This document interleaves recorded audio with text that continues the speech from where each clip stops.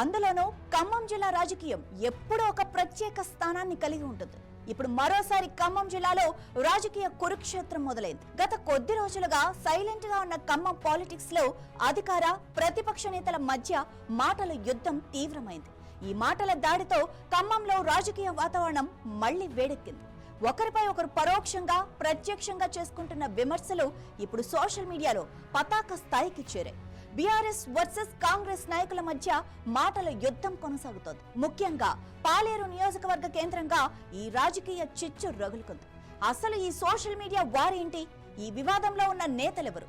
Let's watch this story.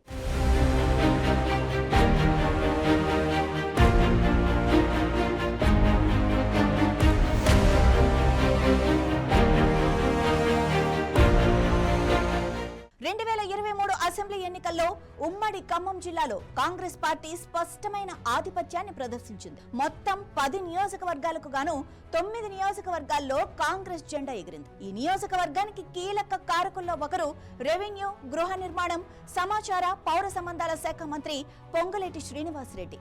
ఆయన పాలేరు నియోజకవర్గం నుంచి 56,650 ఓట్ల భారీ మెజారిటీతో గెలుపొందారు. బీఆర్ఎస్ నుంచి కాంగ్రెస్ లో చేరే సమయంలో పొంగులేటి కొన్ని సంచలన వ్యాఖ్యలు చేశారు. ఉమ్మడి ఖమ్మం జిల్లా నుంచి బీఆర్ఎస్ నేతలను అసెంబ్లీ గేటు కూడా తాకనివ్వను అంటూ ఆయన శపథం చేశారు. ఇప్పుడు 2023 అసెంబ్లీ ఎన్నికల సమయంలో పొంగులేటి చేసిన ఈ కామెంట్స్ ని బీఆర్ఎస్ నాయకులు టార్గెట్ చేస్తున్నారు.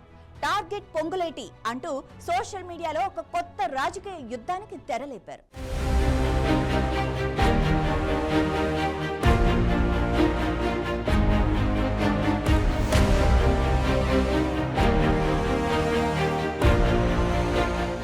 గత వారం పాలేరు నియోజకవర్గంలో జరిగిన బీఆర్ఎస్ పార్టీ సన్నాహక సమావేశంలో మాజీ మంత్రి కేటీఆర్ పొంగులేటిని లక్ష్యంగా చేసుకుని మాట్లాడారు. అటు మాజీ మంత్రి హరీష్ రావు కూడా పొంగులేటిని టార్గెట్ చేస్తూ హాట్ కామెంట్స్ చేశారు. ఇప్పుడు ఖమ్మం జిల్లా బీఆర్ఎస్ అధ్యక్షుడు ఎమ్మెల్సీ తాతా మధు కూడా పొంగులేటిపై విమర్శల దాడికి దిగారు.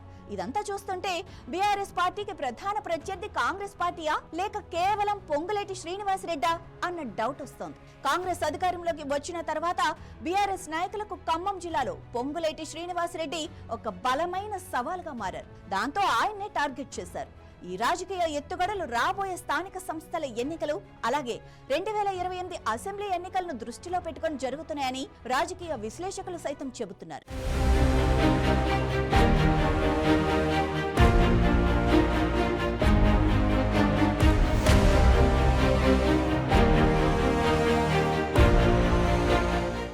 బీఆర్ఎస్ నాయకులు చేసిన వ్యాఖ్యలను పొంగులేటి వర్గం అంతే ఘాటుగా తిప్పికొడుతోంది. ముఖ్యంగా ఖమ్మం జిల్లా బీఆర్ఎస్ అధ్యక్షుడు తాతా మధుపై సోషల్ మీడియాలో ఎదురు దాడికి దిగారు పొంగులేటి మద్దతుదారులు. 2028 అసెంబ్లీ ఎన్నికల కోసం బీఆర్ఎస్ పార్టీ ఇప్పటికే ప్లాన్ చేస్తోందని తెలుస్తోంది. అధికార కాంగ్రెస్ పార్టీలోని కీలక నేతలను ఓడించడమే లక్ష్యంగా బీఆర్ఎస్ ముందుకు సాగుతోంది.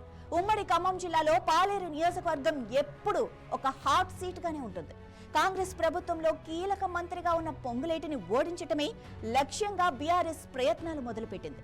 ఇక బీఆర్ఎస్ ఎమ్మెల్సీ తాతా మధు వచ్చే ఎన్నికల్లో పాలేరు నుంచి పోటీ చేసి పొంగులేటిని ఖచ్చితంగా ఓడిస్తా అని కామెంట్స్ చేయటం ఇప్పుడు రాజకీయంగా పెద్ద దుమారమే రేపుతోంది.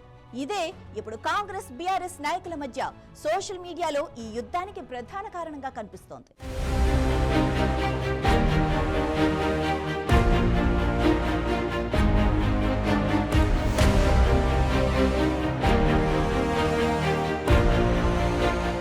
రాబోయే ఎన్నికల్లో పొంగులేటిని ఓడిస్తానని తాతా మధు చేసిన కామెంట్స్ పై పొంగులేటి వర్గం చాలా ఘాటుగా స్పందించింది. సోషల్ మీడియాలో తాతా మధును టార్గెట్ చేస్తూ అనేక పోస్టులు పెట్టారు. దీంతో రెండు వర్గాల మధ్య సోషల్ మీడియా వార్ మరింత తీవ్రమైంది.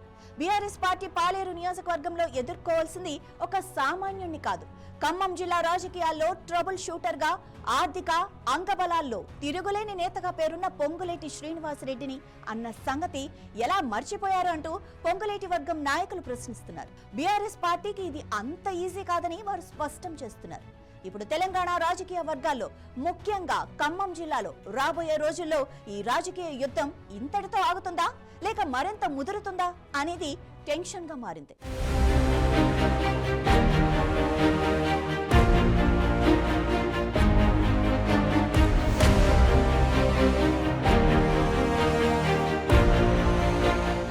మొత్తానికి ఖమ్మం జిల్లా రాజకీయాలు ఇప్పుడు వేడెక్కాయి.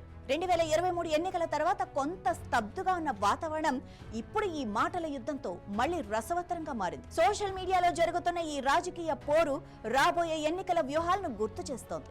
అధికార ప్రతిపక్షాల మధ్య పెరుగుతున్న ఉద్రిక్తతలు ఖమ్మం జిల్లా రాజకీయ భవిష్యత్తును ఏ మలుపు తిప్పుతాయో చూడాలి.